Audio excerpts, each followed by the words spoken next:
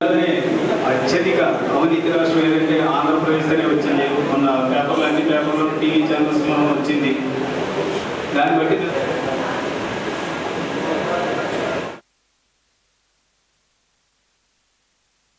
హరితాంధ్రప్రదేశ్ నిర్మాత ప్రజలందరి హృదయాల్లో ఒక సుస్థిరమైనటువంటి స్థానాన్ని సంపాదించుకున్నటువంటి డాక్టర్ వైఎస్ రాజశేఖర రెడ్డి గారి జన్మదినం రేపు 8వ తారీఖు.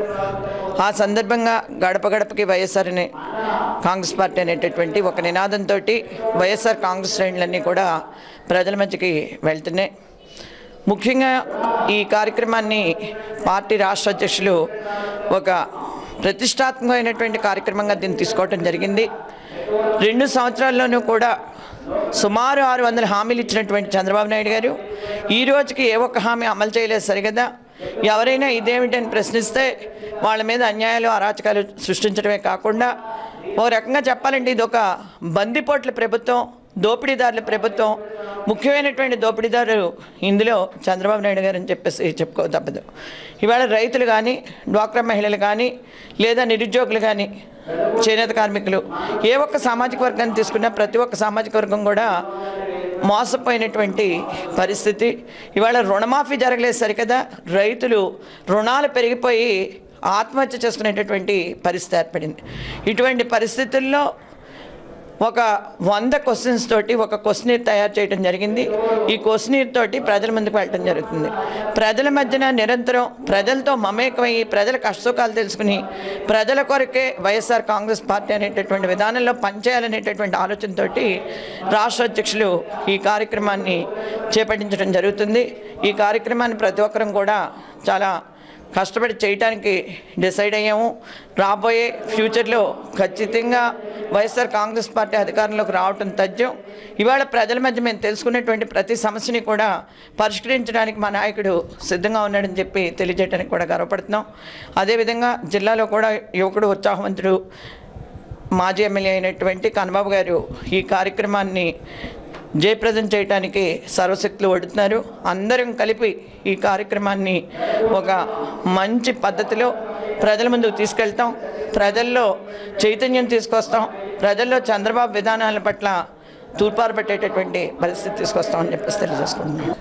చంద్రబాబు నాయుడు గారు చేస్తున్న పరిపాలన చూస్తూ ఉంటే ఒక ప్రైవేట్ కంపెనీని, ఆయన హెరిటేజ్ కంపెనీని ఏ విధంగా నడుపుతారో ఒక ప్రైవేట్ సామ్రాజ్యంలాగా, అలాగా ఈ ప్రజాస్వామ్యయుతంగా ఎన్నికైన ప్రభుత్వాన్ని నడపాలనే ప్రయత్నాన్ని చంద్రబాబు నాయుడు గారు చేస్తూ ఉన్నారు. చాలా దారుణంగా, ఇష్టానుసారంగా, అడిగేవాడు లేడన్నట్టుగా నిర్ణయాలు తీసుకుంటున్నారు. ఈ రాష్ట్రంలో ఒక ఏకపక్ష పరిపాలన చాలా చాలా నియంతృత్వ పోకడలతో నడుస్తూ ఉంది. రైతాంగాన్ని ఆయన సహజ ధోరణిలో తీవ్రమైన ఇబ్బందులు పాలు చేస్తూ ఉన్నారు. గతంలో ఇదే విధంగా 9 ఏళ్ల పాటు ముఖ్యమంత్రిగా ఉన్నప్పుడు రైతాంగాన్ని ఆయన పెట్టిన క్షోభకి ఆ తర్వాత 2005లో ఆయనకి ఏ విధమైన ఫలితాలు వచ్చినాయో అందరికీ తెలుసు. అయినా నేను మారేను అంటూ ఉంటే రైతాంగం నిజం అనుకున్నారు, రైతులంతా నిజం అనుకుని మళ్ళీ ఓట్లేశారు. చివరికి ఆయన మారలేదు, ఆయన మారడు, రైతు పక్షపాతిగా ఒక్కరోజు కూడా ఆయన వ్యవహరించడని చెప్పి ఇవాళ తేటతెల్లమవుతూ ఉంది. రైతు రుణమాఫీ ఇవాళ చెప్పింది ఒకటి, చేసింది ఒకటి. పంట రుణమాఫీలు చేస్తామన్నారు. రైతు రుణమాఫీ అంటే బ్యాంకులో ఉన్న అప్పులన్నీ పోతాయనుకున్నారు, కానీ ఈ విధంగా ఆంక్షలు పెట్టి రకరకాల లెక్కలేసి చివరికి శాసనం 0 మిగిలినట్టుగా ఆయన రుణమాఫీలు చేశాడు. అది అయిపోయింది. కడుపు మండిన రైతాంగం ఇవాళ గిట్టుబాటు ధరలు రావట్లేదు, సమయానికి సాగునీరు రావట్లేదు.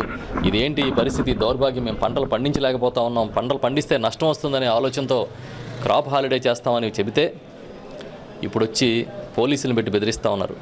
సాక్షాత్తు హోంమంత్రి గారు వచ్చే రైతాంగాన్ని మీరు కానీ పంటలు వేయకపోతే మీ సంగతి తెలుస్తామని మీటింగ్లు పెట్టి చెప్తూ ఉంటే అసలు ఎటు వెళ్తా ఉన్నామని చెప్పి మేము ప్రశ్నిస్తూ ఉన్నాం.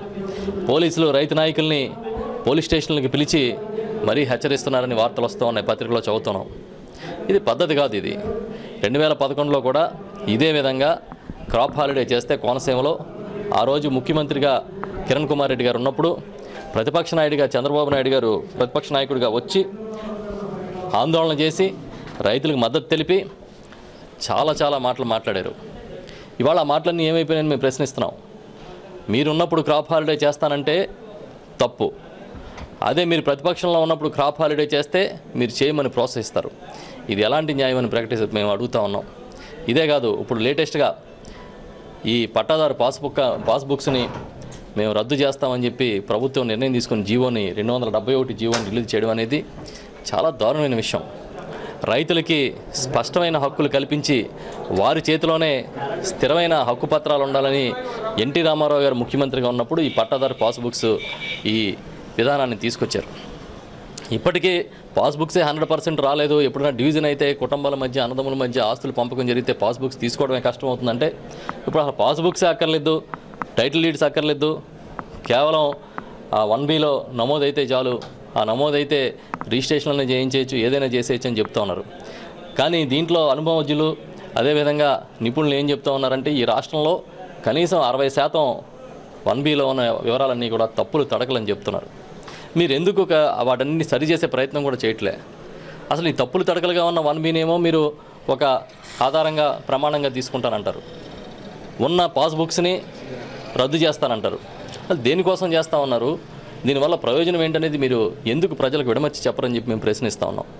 అంటే ఇష్టానుసారం రిజిస్ట్రేషన్లు జరిగిపోయి ఎవరు పడితే వాళ్ళు మీరు వేరే ఆస్తులన్నింటినీ కూడా ఒక ట్యాంపరింగ్ చేసి రిజిస్టర్ చేసుకునే పరిస్థితులు వస్తే కనీసం భూమి ఉన్న యజమానికి కూడా తెలియకుండా తమ భూమి చేజారిపోయే పరిస్థితులు వస్తాయని చెప్పి ఆందోళన చెందుతూ ఉన్నారు. దీన్ని ఇమీడియట్గా పునఃసమీక్షించాలి.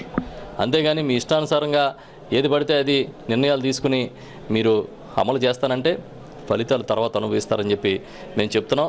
ప్రతిపక్ష పార్టీగా వైఎస్ఆర్ పార్టీ ప్రధాన ప్రతిపక్ష పార్టీగా మేము తప్పకుండా రైతు పక్షాన ఈ గళం వినిపిస్తాం. ఈ 271 జీవోని రద్దు చేయాలని చెప్పి